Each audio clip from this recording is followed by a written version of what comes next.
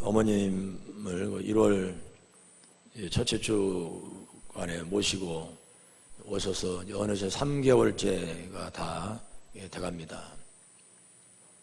2번 예배를 이렇게 성도님들과 함께 드리고, 사실 3개월 정도를 바깥에 한 번도 못 나와섰습니다.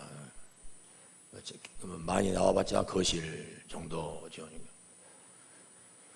어떤 때는 좀 모시고 이렇게 화단 근처로 좀 모시고 나오고 싶은 생각이 들 때는 또 바람이 그렇게 세차게 불어서 그리고 또 감기 걸리고 그러시면 또 몸이 안 좋겠다 하는 생각이 되고, 또 오늘은 꼭 모시고 나가야 되겠다고 생각을 하면은 휠체어가 또 한쪽 바퀴가 고장이 바람이 없어져서 예배를 못 드리러 온 이유도 그 휠체어 한쪽 바람이 없어가지고 그 부분을 누가 좀 가져온다고 했는데 이제 그걸 가져오지 못한 이제 상태라서 그걸 고치지를 못하고 있습니다. 이런저런 핑계, 이런저런 상황, 이런 환경, 이런 것을 탓하다 보니까, 거기에 편승하다 보니까 결국은 3개월 정도에 2번밖에 예배를 못 드리고 바깥 출입 한번 하지 못하게 되는 것입니다. 오늘 우리들이 이리저리 참 예배를 드리지 못할 구실이 정부 차원에서 합법화되고 또 여러 다른 사람을 배려한다고 하는 차원 속에서 참 생활화되어 가고 있는 모습을 보면서 참 안타까운 생각을 하고, 또 우리 어머님에 대한 그런 자식으로서 도리를 생각하면서 오늘 우리 믿는 사람의 그리스도인들이 예배에 대한 태도, 또 하나님에 대한 우리의 믿음을 한번 생각해보는 시간을 이렇게 갖게 되었습니다. 산을 오르락 내리락 할 때마다 그래도 미물 강아지지만은 그래도 18년, 19년 함께 했던 강아지 까닭에 죽은 강아지를 생각하면서 여기 같이 이렇게 다녔었는데, 이 자리에서 어떤 일이 있었는데 하는 생각을 해보는데, 정작 자기의 어머니 노모를 3개월 동안 바깥에 한번 못 모시고 나가는 그 인간의 참 아이러니를 생각을 해보게 됩니다.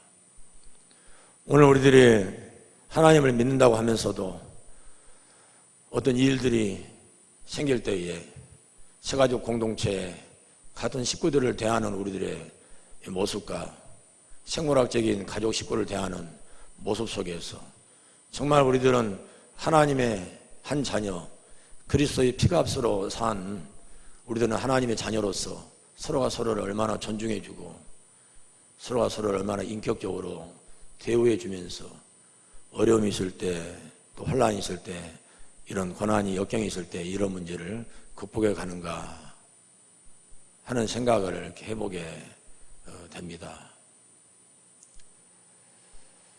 오늘 이 아하스 왕, 지난 시간에는 우시야 왕이었는데, 이 아하스 왕은 우시야의 손자입니다. 손자인데 그 할아버지와는 정반대로 이 아하스 왕은 많은 우상을 숭배하고 참 많은 하나님 앞에 죄악을 저지른 왕이었습니다.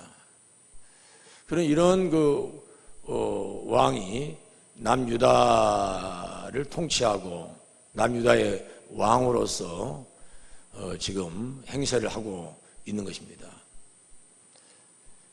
이제 우시야 왕이 죽었기 때문에 이 아하스는 어떻게 해서 쓰러뜨릴 수 있겠다 생각해서 북이스라엘과 아람, 시리아 두 나라가 연합군을 이렇게 만들어서 유다를 공격하려고 계획을 세웁니다.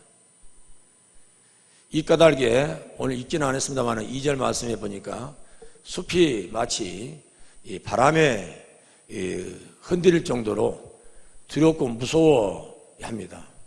오늘 전 세계가 무서워하는 것과 비교할 수 없을 정도로 이 아하스 왕이 두려움과 무서움에 떱니다. 숲이 강풍에 이렇게 휘둘리는 것처럼 두려워하고 무서워했다라고 7장 2절에 이렇게 말씀을 하고 있습니다. 이런 아하스 왕에게 하나님께서는 이사야 선지자를 보냅니다. 지난 시간에 이사야 선지자가 어떻게 부름을 받았는지 우리들이 알고 있지 않습니까? 이사야와 그 첫째 아들을 함께 해서 아하스 왕에게 찾아가서 하나님의 말씀을 전달하게 합니다. 무서워 말고 그렇게 떨지 말아라, 걱정하지 말아라. 그 북이스라엘과 아람, 이 시리아는 그 부적갱이 같을 정도로 형편없는 나라들이다. 두 부적갱이, 북이스라엘이라고 하는 부적갱이, 아람이라고 하는 이 부적갱이, 두 부적갱이에 불과하다. 마치 부적갱이라는 것은 모닥불을 확 펴에 놨을 때 모닥불이 다 사그라들고 마지막 그 남은 나무의 끄트머리, 그건 되게 가면 연기만 나지 않습니까? 불은 없고 연기만 납니다. 그 장작의 끄트머리, 불은 피우지 못하고 불은 다 타버리고 불에 태워지지 않는 그 장작 끄트머리, 그냥 그 장작 불 주변에 있는 사람들 눈만 따갑게 하는 그런 부적갱이, 두 부적갱이에 불과하다. 연기가 나서 뭐 그러지만은 아무것도 아니다. 불 하나 피우는 소세기 하나도 되지 못하는 그런 북이스라엘이고 그런 아람이다. 그 이야기를 이사야를 통해서, 이사야도 그냥 혼자 한 게 아니고 첫 번째 아들을 데리고 갑니다. 큰 아들을. 그러니까 얼마나 든든하고 이 말씀이 그 정확한 증인을 데리고 간 거예요. 증인을. 하나님의 증인을. 그래서 아하스 왕에게 징조를 구하라고 합니다. 하나님께 징조를 구하라 라고 이야기를 하죠. 그 징조를 구할 때 하늘의 저 끝에서 구하든지 아니면 저 땅 끝에 끝을 구하든지 징조를 구해라. 뭐 하늘에 대한 징조를 구하든지 땅속 깊은 징조를 구하든지 어떤 징조든지 구해라. 아하스 왕이 원하는 대로 그 징조를 구하라. 다시 말해서 북이스라엘과 아람, 시리아가 침략해 올 때 있어서 능히 하나님께서 유다를 지켜 주신다고 약속했으니 그러면 징조를 주십시오. 하나님께서 징표를 주십시오. 약속을 해 주십시오. 그걸 구하라. 히스기야 왕이 마치 자기가 병들어 고침을 받을 때 이 징표를 구했던 것처럼. 그런데 오늘 이제 이 이사야의 이야기를 아하스가 듣지를 않습니다. 그러니까 하나님께서 직접 이제 10절에서부터는 이제 하나님께서 직접 이야기를 합니다. 이사야 선지자를 통해서 이야기하는데도 듣지를 않아요. 그러니까 하나님께서 이제 직접 이야기를 하는 거예요. 아하스에게 징조를 구하라 라고 직접 이야기를 하는 거예요. 그랬더니 아하스 왕이 점잔을 빼면서 12절에 보니까 아유, 저는 하나님을 시험하지 않겠습니다 라고 이야기를 하는 거예요. 경건, 아하스의 그럴싸한 믿음. 아이고, 제가 하나님께 세워지는 왕인데 어떻게 제가 하나님을 시험하겠습니까? 징조를 구하라고 하는 것은 지금 하나님을 시험하라는 거 아니겠습니까? 하나님께서 이걸 해주는지 안 해주는지 시험하라는 거 아니겠습니까? 제가 감히 어떻게 하나님을 시험할 수 있습니까? 하는 지금 내용이 12절에 나오고 있는 것입니다. 그러니까 이 아하스 왕은 이 시험에 대한 이야기를 정말 몰랐겠습니까? 13절에서 이 이사야가 아하스 왕에 대해서 책망의 이야기를 하고 있는 걸 보면은 당신이 사람을 그렇게 괴롭혀놓고 나의 하나님을 괴롭히냐고 그렇게 이야기하는 거 보면은 이미 아하스는 알고 있는 거예요.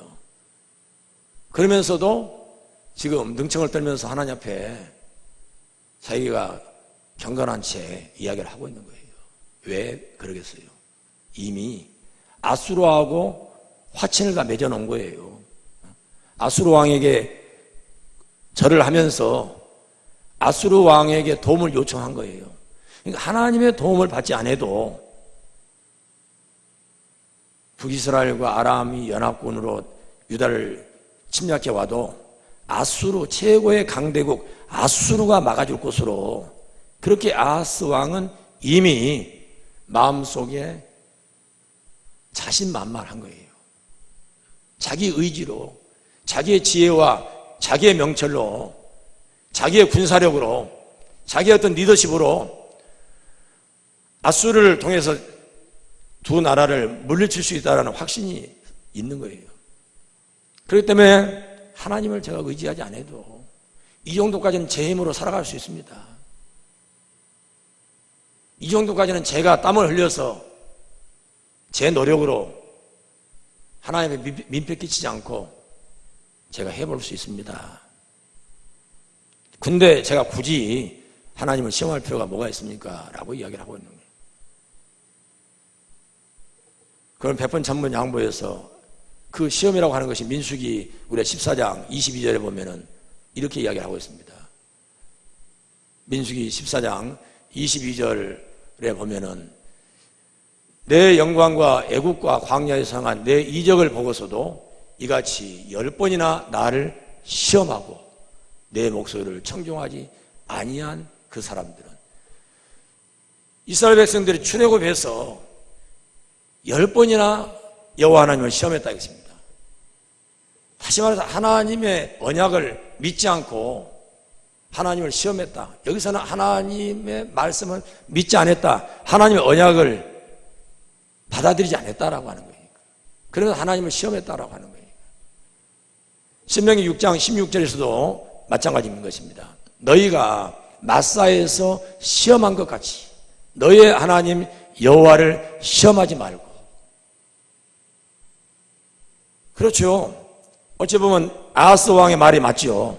하나님께서 이렇게 시험하지 말라고 했으니까 민수기에서 신명기에서 이스라엘 백성들이 우리 조상들이 광야에서 하나님을 시험했지 않습니까? 근데 제가 어떻게 하나님을 시험할 수 있습니까? 지금 그렇게 이 말씀을 지금 오용하고 있는 거예요.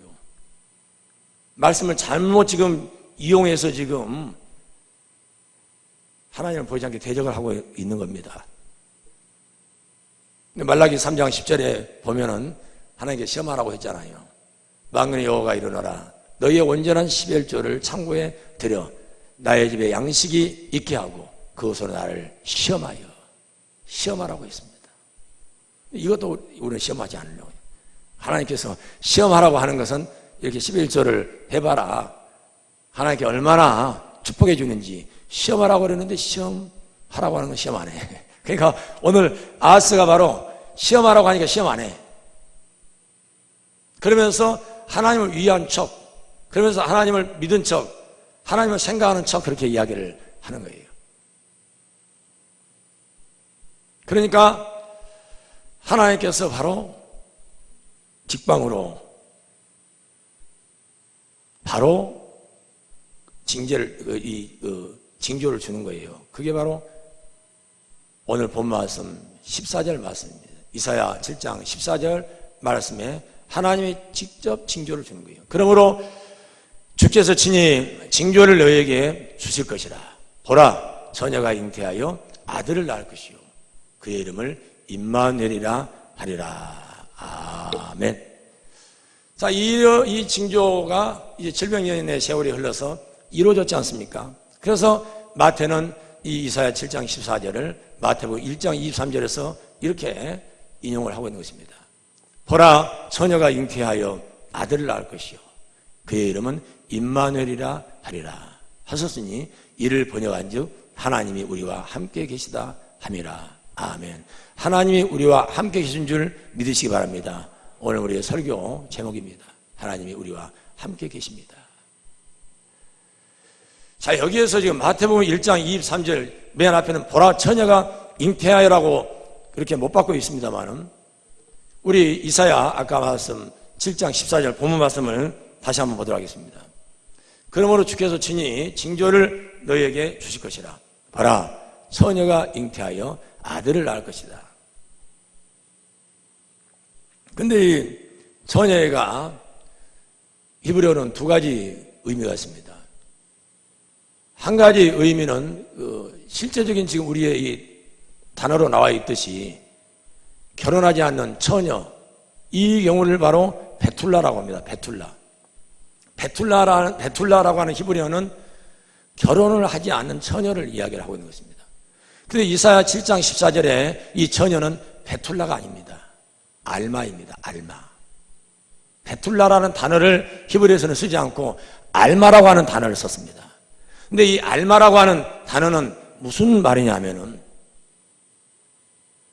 결혼을 한 젊은 여자, 그리고 결혼하지 않은 처녀, 두 가지 의미를 다 담고 있는 것이 바로 알마인 것입니다. 결혼을 한 젊은 여자를 알마라고도 하고 결혼하지 않은 처녀를 알마라고도 합니다. 근데 아까 말했듯이 베툴라는 결혼하지 않은 처녀만을 가리킵니다. 그래서 마태복음 1장 23절이나 지금 이사야 7장 14절의 말씀에서는 베툴라를 쓰지 않고 알마를 썼습니다. 이것은 바로 뭐냐 하면은 우리들이 약을 먹지 않습니까? 저는 우리 어머님을 보면서 또 제가 7월 첫째 주 예배를 왜 못 드렸는지, 저는 70세 은퇴를 할 때 제가 간증을 할 겁니다. 책을 통해서. 지금 이야기를 하면은 안 돼요. 그래서 저는 70살이 되었을 때 책을 통해서 왜 제가 송구경신 예배를 드리고 1월 첫째 주 예배를 하나님 앞에 성도님과 드리지 못했는가를 제가 은퇴할 때 간증 책을 통해서 밝힐 것입니다. 저는 지금 제 3의 인생을 살고 있는 가운데 제가 우리 어머님의 그 모습을 보면서 저는 소원 기도를 했습니다. 하나님. 그리고 첫째 주 예배를 드리지 못하면서 하나님 앞에 저는 소원 기도를 했습니다. 85세. 저는 85세까지 제가 건강하게 사역하다가 85세 때 저를 하나님 불러가십시오.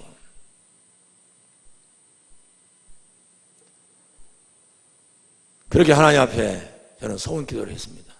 85세까지 제가 힘있는 사역을 하다가 다른 사람이 민폐 끼치지 않고 건강한 모습으로 85세 하나님의 부름을 받고 싶습니다 하는 그런 소원 기도를 했습니다. 약간 약 이야기하다 그랬죠. 약을 우리가 먹으면은 식후 전후에 약을 드십시오라고 써 있습니다. 그 말은 식사를 해야 된다는 거예요.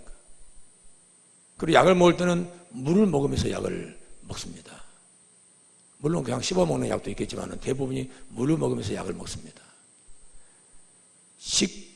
전에 약을 먹든지 식후에 약을 먹든지 식사를 해야 되는, 물을 먹으면서 약을 먹어야 돼요.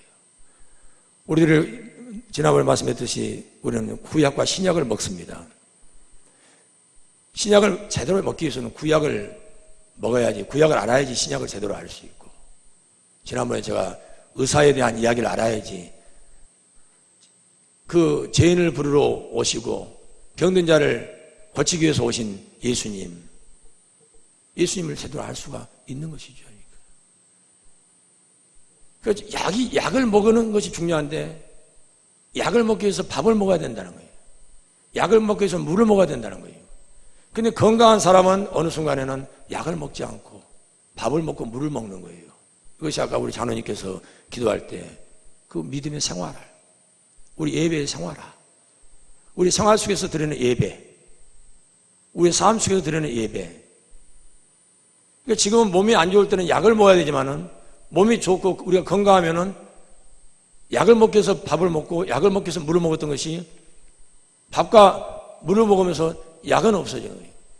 우리가 지금 구약의 말씀을 음미하고 신약의 말씀을 음미하지만서도 이 신구약의 말씀이 우리의 생활이 되고 삶이 되면은 굳이 우리가 말씀 몇 장 몇 절 이야기 안 해도 우리의 생활과 삶이 신구약으로 이루어져 있을 때 있어서 하나님의 그 성품으로 이루어졌을 때 있어서는 우리는 굳이 별도로 성경 공부를 하고 별도로 어떤 하나님 말씀 묵도하고 한다 하지 않더라도 이미 그 66권의 말씀이 나의 생활과 삶으로 되어 있을 때 있어서는 굳이 우리가 약을 먹지 않아도 건강한 삶을 살 수 있다라고 하는 사실인 것입니다. 그러기에 오늘 이야기는 이 알마, 베툴라에 대한 의미를 우리는 알아야 되는 거예요. 다시 말해서 지금 여기에서 말하고는 전혀는 이사야의 그 아내가 낳은 둘째 아들을 이야기하고 있는 거예요. 이게 8장부터 나오는 거예요.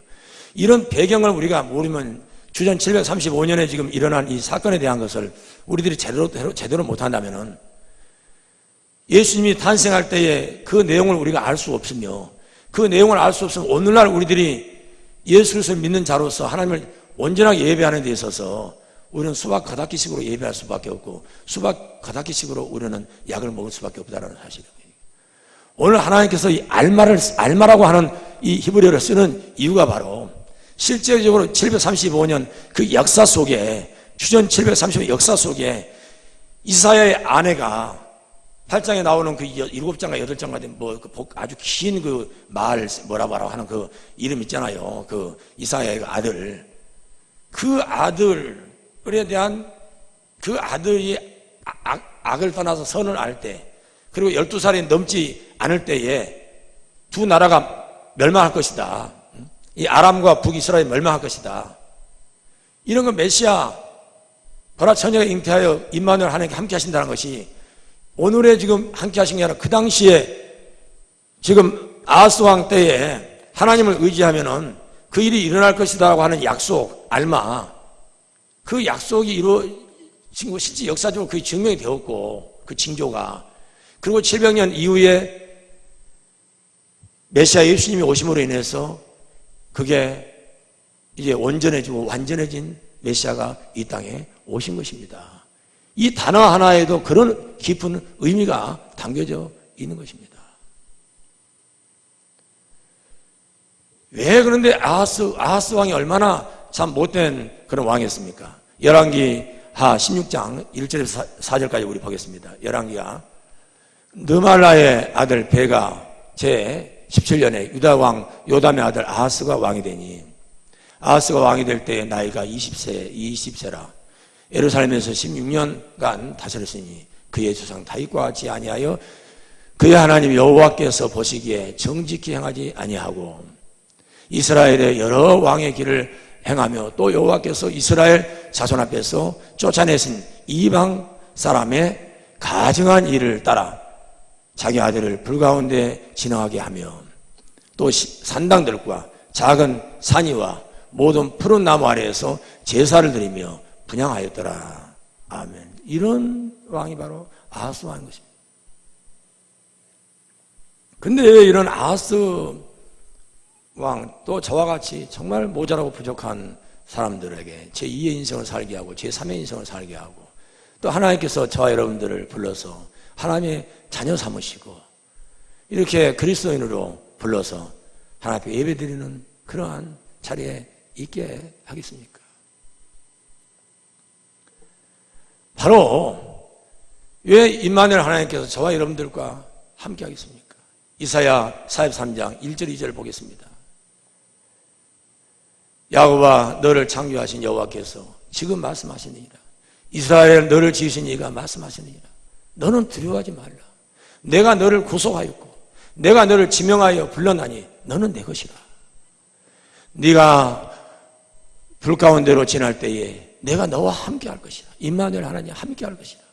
강을 건널 때에 너를 침몰하지 못할 것이며 네가 불 가운데로 지날 때에도 타지 아니할 것이요 불꽃이 너를 사르지 못하리니. 아멘. 임마누엘 하나님 이렇게 몹쓸 우리 인생 늘 실패하는 인생, 늘 불량품인 우리의 인생과 함께 하시겠다고 이야기하고 있습니다. 49장 14절 보겠습니다. 오직 시온이 이르기를 여호와께서 나를 버리시며 주께서 나를 잊으셨나이까. 우리들이 이제 이사야 말씀 묵상할 때 39장까지는 이사야 66장까지 되는데 39, 39장까지는 구약의 말씀이고 이제 40장부터는 신약의 말씀, 27권은 신약의 말씀이라고 했는데 바로 지금 아까 43장이나 이 49장은 다 회복에 대한 말씀, 소망에 대한 말씀, 구원에 대한 그런 말씀인 것입니다. 그래서 이때가 바로 오직 시온이 이르기를 여호와께서 나를 버리시며 주께서 나를 잊으셨나이까?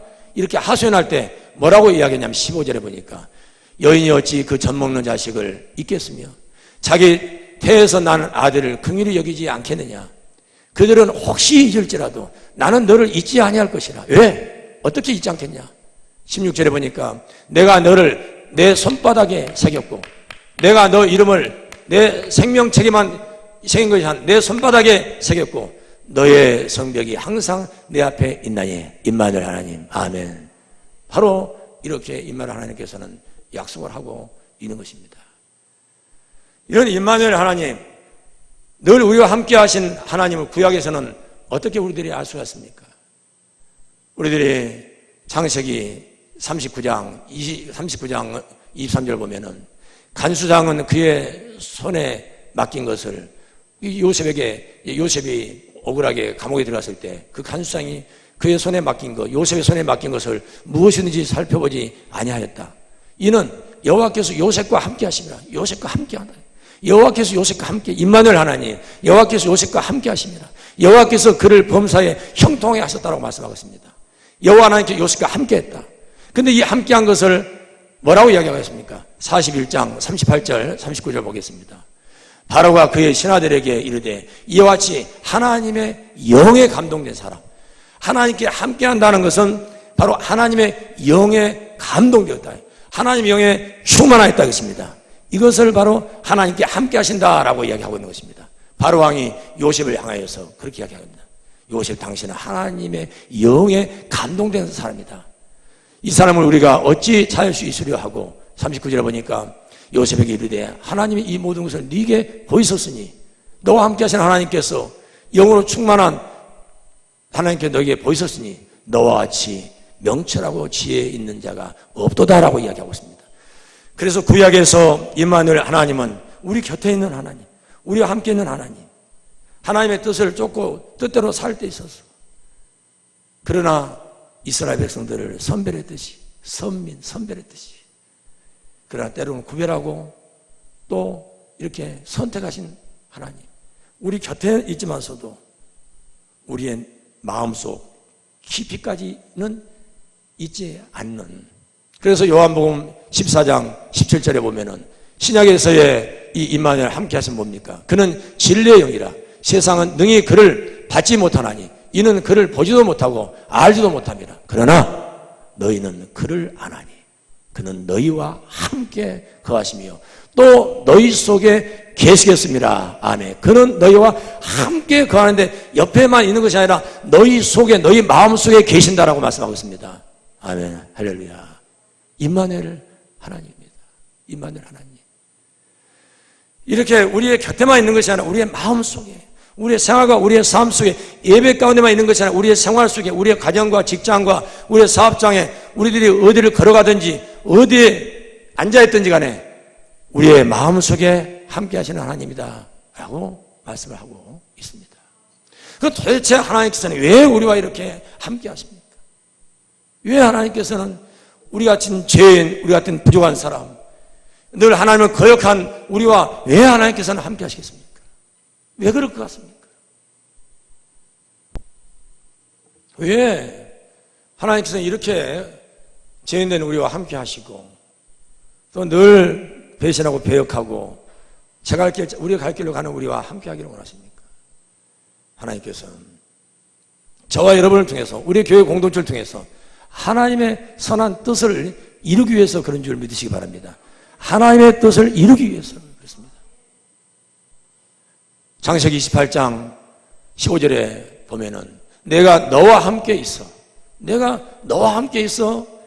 네가 어디로 가든지 너를 지키며 너를 이끌어 이 땅으로 돌아오게 할지라. 내가 네게 허락한 것을 다 이루기까지, 내가 네게 야곱 너에게 허락한 것을 다 이루기까지 너를 떠나지 아니하리라. 아멘. 내가 너와 함께. 야곱 어떻게 해서든지 형 에서의 축복을 가로채기 위해서 수단방법을 가리지 않는 야곱. 이 야곱이 이제 형을 피해서 외삼촌 집으로 가는 그 과정 속에서도 불안전하고 정말 모자란 야곱, 그런 야곱에까지 하나님께서는 사닥다리를 내려서서 정말 야곱과 소통하면서 내가 너와 함께 있겠다. 왜 너와 함께 있느냐? 내가 너 야곱에게 허락한 것을 다 이 땅에서 이루기까지 너를 떠나지 아니하고 너와 함께 하겠다라고 말씀을 하고 있는 것입니다. 우리가 잘났고 못났고를 떠나서 하나님께서 우리를 부르시는 목적은 바로 저와 여러분들 통해서, 우리 대부청교를 통해서 아까 말씀드린 700년 이사야의 그 징조 한 300년은 보여줬어요. 다가 북이스라엘이 먼저 아람이 망하고 북이스라엘이 망하고, 그 다음에 오늘 본 말씀 65년 그 전에, 그 다음에 이제 다 아수르에게 다 망하지 않습니까? 그 다음에 또 이제 남유다가 멸망하고, 그런 막 일이 역사 속에 300년 동안 벌어졌어요. 근데 400년 동안 침묵했어요. 암울한 시대였어요. 이 700년이라는 세월을 지나서 완전한 메시아의 도래, 하나님 함께 하신 임마누엘이 이 세상에 오신 거예요. 그러게 이 불확실한 야곱이지만은 하나님의 뜻을 이루기 위해서, 불확실한 이 담임 목사라고 할지라도, 불확실한 여러분들이라 할지라도, 또 우리가 좀 미진하고 미숙한 교회 공동체다 할지라도 700년이 됐든 70년이 되었든 7년이 되었든 하나님의 뜻을 이루기 위해서 하나님께서는 함께 하신다는 사실인 것입니다. 하나님께 내 곁에만 있는 것이 아니라, 예배 가운데만 있는 것이 아니라, 기도할 때만 있는 것이 아니라 우리의 마음 속에, 우리의 생활 속에, 우리의 모든 생각 속에 하나님께서 함께 하신 줄로 믿으시기 바랍니다. 이렇게 하나님의 뜻을 이루기 위해서 우리와 함께 하신다라고 말씀하십니다. 또한 마지막으로 하나님께서 우리와 함께 왜 하시겠습니까? 저와 여러분들을 통해서, 하나님과 함께한 자를 통해서 하나님이 하나님됨을 알게 하기 위해서인 것입니다. 하나님이 하나님됨을 알기 위해서, 저 사람을 보니까, 저 사람의 하나님을 보니까 정말 하나님은 하나님이구나, 그걸 알게 하기 위해서 하나님이 함께하는 거예요. 더 나아가서는 예수님이 하나님됨을 알게 하기 위해서 저와 여러분에게 함께 하신 줄 믿으시기 바랍니다. 이만희가 하나님이 아니라 예수님이 하나님됨을 알게 하기 위해서, 교황이 하나님이 아니라 예수님이 하나님됨을 알게 하기 위해서 하나님께서 저와 여러분들에게 함께 하신 줄 믿으시기 바랍니다. 우리 아까 말씀드린 토요일 날 아무것도 아닌 것 같지만서도 컵밥 나눔을 한 주도 쉬지 않고 계속 섬겨왔습니다.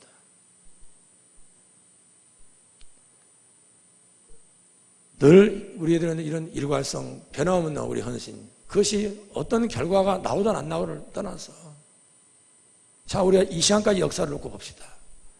우리들이 지금 수요일 날 이 반찬, 우리들이 하고 있는 것만 볼 때 반찬을 지금 쉬고 있습니다.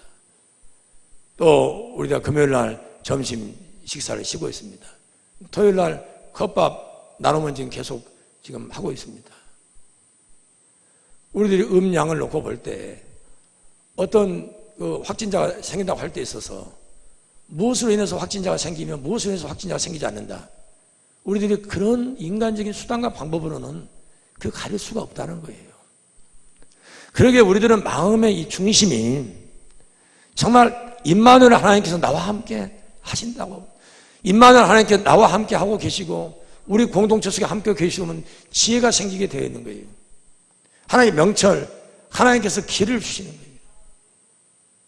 백성교회, 인천에 있는 백성교회에 저한테 전화가 왔어요. 150개 마스크 좀 가져가 달라고. 카톡에 저보고 신청을 안 하니까, 우리 경희지방 공동 카톡에 신청하라 안 신청하니까 개별적으로 또 저한테 문자를 보내서 마스크를 신청하라고 또 이야기를 해요. 제가 신청하지 않고 저에게 우리 교회 준 것은 우리 다른 교회 드리고 또 이웃에게 드린 것은 바로 나에게 준 것이 우리 대부천교회 준 것이다. 내가 극구 사용한 글을 썼어요. 근데 엊그저께는 또 전화가 왔어요. 목사님 150개 준비해놨습니다. 목사님 대부천교회를 위해서 150개 준비해놨습니다. 목사님 안 가져갑니다. 여러분들도 그랬으라고 생각합니다만은 공적 마스크 우리는 하나도 이렇게 약국에 사러 간 적이 없습니다. 여러분도 그랬으라고 생각을 합니다. 누군가가 더 도움이 필요한 사람들이 있으면은 그걸 필요로 하고, 우리 그리스도인들의 모습이란 것이 무엇이겠습니까?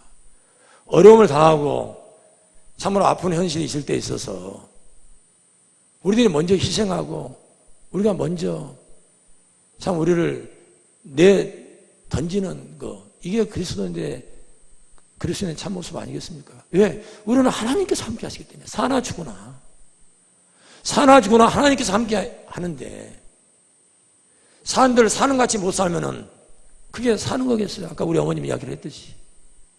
그래서 이번 주에는 요양원을 보내려고 결정을 했습니다. 요양원을 다시 보내드려야겠다. 그런 결정을 했어요. 모셔놓고 정말 제대로 아무리 하려고 해도 이렇게 한계성이 있어요.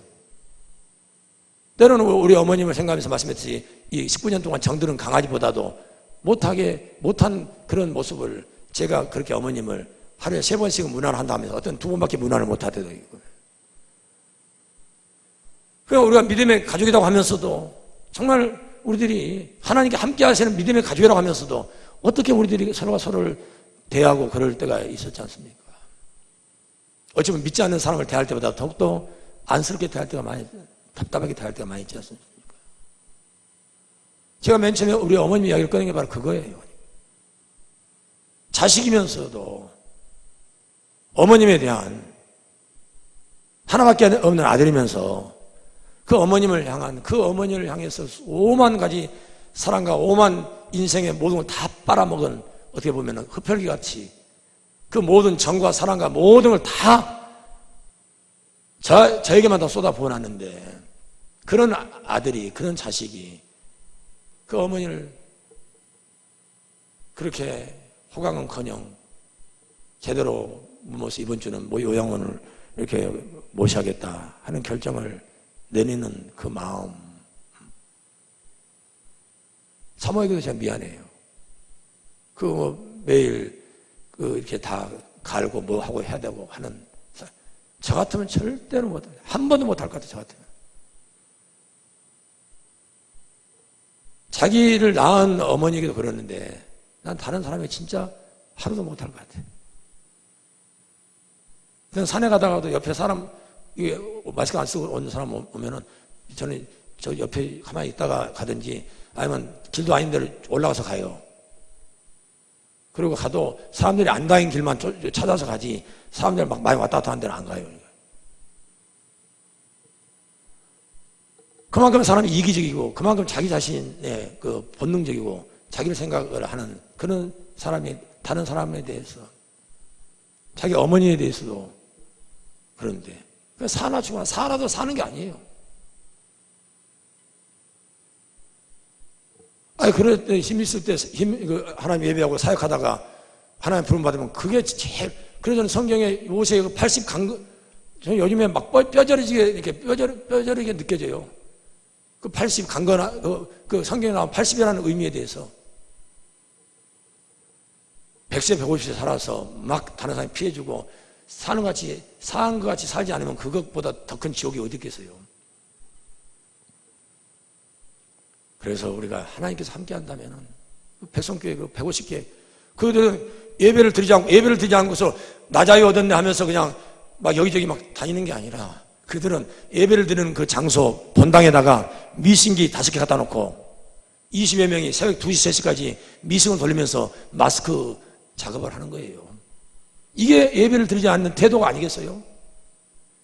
정말 우리 하나님 앞에 예배를 드리지 않는다면은 예배를 드리는 그 수고와 그 땀 흘림보다 더 우리는 봉사하고 더 우리는 충성하고 무엇인가를 하나님의 이름을 우리는 높이면서 그 자리에 우리는 있어야 되는 거예요.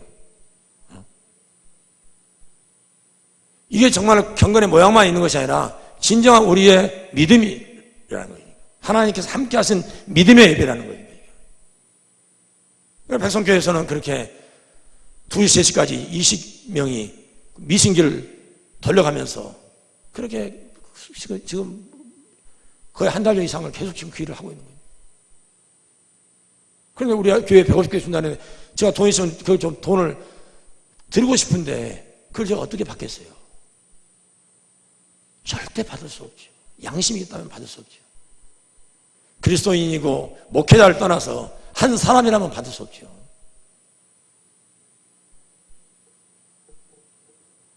임마누엘 하나님이 함께 하십니다라는 것은 우리가 두려워할 걸 두려워하고 무서워할 걸 무서워해야 되고 아무런 근심 걱정 그것들 가지고 우리가 두려워하고 무서워 벌벌 떨고 우리가 산다면 어떻게 하나님의 됨을 우리가 보여줄 수 있고 어떻게 예수님이 하나님의 됨을 우리들이 믿는 자로서 보여줄 수 있고 그렇게 나타낼 수 있겠습니까? 오늘 끝으로 로마서 8장 31절에서 35절까지 나온 말씀 우리 함께 봉독하고 마치도록 하겠습니다. 같이 읽겠습니다. 시작. 그런즉 이 일에 대하여 우리가 무슨 말 하리요? 만약 하나님이 우리를 위하시면 누가 우리를 대적하리요? 자기 아들을 아끼지 아니하시고 우리 모든 사람을 위하여 내주신 이가 어찌 그 아들과 함께 모든 것을 우리에게 주시지 아니하겠느냐? 누가 능히 하나님께서 택하신 자들을 고발하리요? 의롭다 하신 이는 하나님이시니 누가 정죄하리요? 죽으실 뿐 아니라 다시 살아나신 이는 그리스도 예수시니 그는 하나님 우리 편에 계신 자요 우리를 위하여 간구하시는 자신이라. 35절입니다. 누가 우리를 그리스도의 사랑에서 끊으리요? 환난이나 공고나 박해나 기근이나 적신이나 위험이나 코로나나 칼이랴.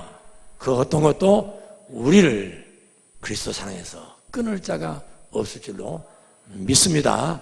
예.